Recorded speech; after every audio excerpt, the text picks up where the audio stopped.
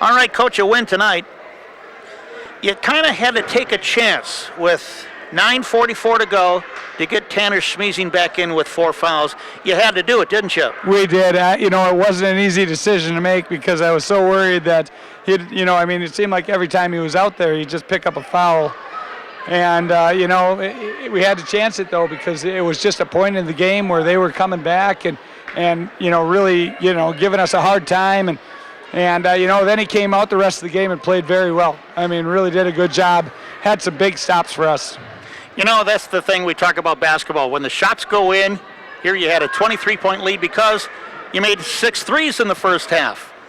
That was the big difference right there. But then again, too, ACGC was going to come back. This was your typical West Central Conference game, wasn't it? It was. They don't quit. I got to give them a lot of credit because they just keep coming at you. I talked to other coaches this year, and they've all said the same thing. Don't relax when you're up on them. You might get up, but they're going to just keep battling and battling and battling, and that's what they do. So, to give them a little credit, they didn't quit, and we kind of maybe relaxed a little bit, and we threw the ball away a few times down the stretch, and that was kind of painful, but, it's just good to weather some of those storms and come out on top.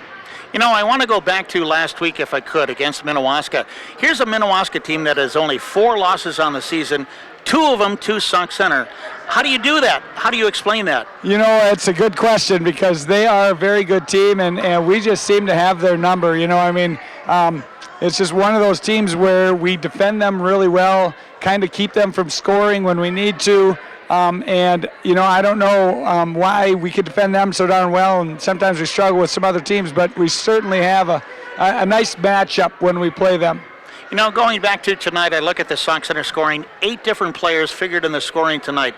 Is that by design, or how does that work out for Sauk Centre? That was kind of the hope, in fact, to be honest with you. And we had a few other guys that, I thought might have scored too. Like Joseph Gerhardt drove the ball in real well a couple times. And they ended up calling travel on the one. And he did some good things rebounding.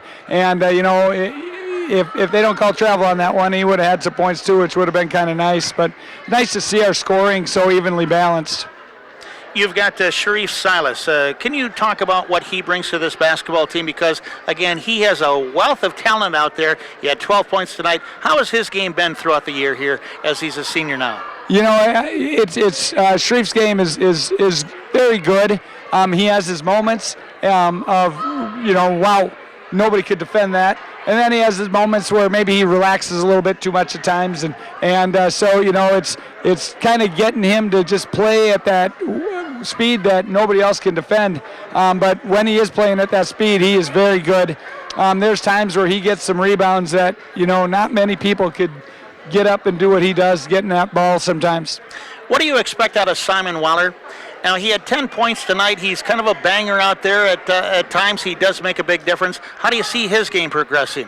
Simon is just one of those really, really smart players that always uses his body in so many good ways. If you just sit and watch him, and I tell our guys this all the time, to just sit and watch Simon practice at games, because basically he will literally be totally trying to get on the right side of his player, and then once he gets on the right side of his player, he's literally pinning him and sealing him every time, and he just plays so smart, and then he rebounds real well. If he isn't getting a rebound, I guarantee he kept somebody from getting a rebound.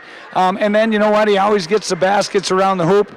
And looks to score when he needs to. Otherwise, Simon isn't going to look to score if he feels somebody else can put the ball through the hoop, which is another thing I like about him. He just wants the ball to go through. He doesn't care who does it. You've got 2 other guards I want to highlight here, Tanner Reeland and Ben Barhorst. Now, Barhorst is seeing a lot more minutes these days because I would imagine, too, he just gives you some good physical play out there, doesn't he? That's Ben to a T right there. Ben is one of those kids. He's probably one of our stronger defenders. He just really gives you some nice defense out there. And so we literally could put him on the best player sometimes and keep that best player from touching the ball for a while. And then every once in a blue moon, Ben will take a shot. And you know what? He usually finds the bottom of the net when he does. And to another player, too, Riley Primus. If he gets a shot off, he hit a 3 tonight, but you'd like to get something out of him as well, don't you? Absolutely. Riley took a lot of really good shots tonight. They were all rattling the rim. And I'm sure more of them are going to fall in the future for him. He's got a very good shot, and that's something we kind of count on him for. But he's also kind of a crafty kid. He uses a shot fake, and he'll get it down to the rim, and then he's got kind of a little up and under fadeaway, and it works for him when he gets that ball through the hoop. I'm kind of saving the best for last, I think, with Jay Fredericks. He's really the guy that makes everything go for you, right? Jay is one of those kids we keep on the floor as much as possible. If Jay gets too tired, sometimes he'll maybe turn the ball over, and you start to realize he's probably been out there every single minute of the game, and so you get him about a half a minute rest, and Jay's ready to go again, which makes him great. But we have to have Jay on the floor at all times, just because he's kind of a playmaker, but also even bigger than that, Jay will defend the best player pretty much every single night. If the best player is a perimeter player, Jay's going to be on him. If the best player is a post player, obviously Tanner Schmiesing's going to be on him, but those two kind of cover them all, but Jay's usually the one on the best kid. With a record right now of 13-6 on the season, and you kind of look ahead, you've got a tough game on Friday night down at Morris. They're not an easy team to get by at all. But as you look ahead, too, with the section tournament down the road, does it really make any difference? You're still going to have to beat Albany and Melrose, or Melrose and Albany, once you get down to that point, right? Absolutely. It's going to be, might have to beat them both probably, to be honest with you, Mark. If they're 1 and 2 seed, we'd have to beat one of them and then probably end up playing the other one for the other game for the championship or subsection championship. So that's going to be a tough subsection. But then, if you do get by that side, then you got Bram on the other side and Cathedral, and there's not going to be a lot of anything easy for any one of the teams. But do you feel, though, and I think the Sox Center guys kind of feel this too, yes, there's a lot of talk about Melrose and Albany, big game for them tomorrow, but I think Sox Center wants to say something like, fellas, don't forget about us, because I think Sox Center as a team, you've got a shot to be able to do this. I don't think anybody really wants to play us in playoffs, to be honest with you. I'd be surprised. I think they're all going to try and vote. So, we end up one way or another playing one team. If Albany ends up the number 2 seed, I'm sure they're going to want us to be the 4 seed. And if Melrose ends up the number 1 seed, I'm sure they're going to want us to be the 3 seed. So, I got a feeling that teams are going to be a little nervous to play us just because we manage to give teams game. And I'll tell you what, when we're playing our best defense, we're very tough to score on. And I guess, too, we have to point out that Holdingford's probably in that mix as well, and that was kind of a tough loss at Holdingford that night. Absolutely. Nobody can count Holdingford out.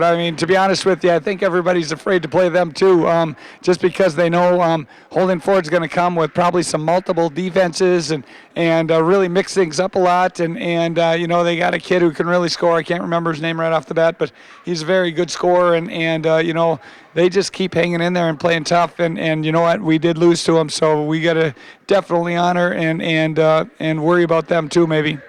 Can we touch on, too, when Sox Center presses, when the boys are out there pressing? Sometimes they're like down at Minnewaska. Sometimes they break it, they get an easy score. But then you got to kind of hang in there with it, though, too, and still get your turnovers. Absolutely. One thing that a lot of people don't realize, if we force a quick shot on the other end of the floor, we feel like our press is being effective, and not a lot of people always see that. People see presses as it's got to be a steal or nothing. Well, actually, if they don't score a layup, and then I feel like our press is there and it's doing a good job.